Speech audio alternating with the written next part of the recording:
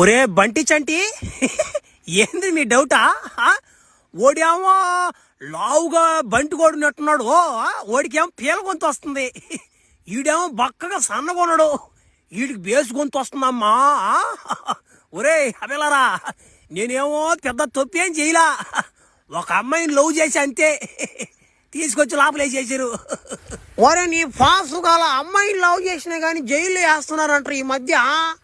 ఒరే మాకు తెలియదు రాబోయ్, అసలు ఏంది ఏం జరిగింది ఎట్టా స్టోరీ మాకు చెప్పు ఒకరమా.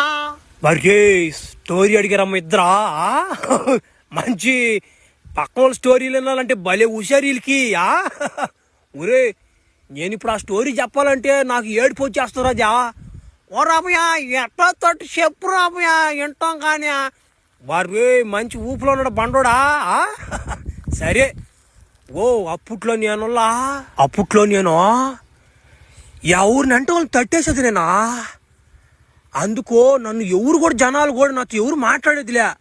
నాకు పిల్లకాయలు చిన్న పిల్లకాయలు కూడా ఫ్యాన్స్ ఉన్నారు. వాళ్ళ అమ్మాలు నేను ఆ దారిలో పోతున్నాయి కానీ తీసుకెళ్ళిపోయేది. రే ఓడితో మాట్లాడబాకండ్రా భలే ఎదవాడు అనేసేది వాళ్ళు. అప్పుడు నాకు భలే బాధేసింది, ఏంద్రా నా పరిస్థితి అని. అప్పుడు నేను ఏం చేశానంటే, అమ్మా ఫ్లాష్ మ్యాన్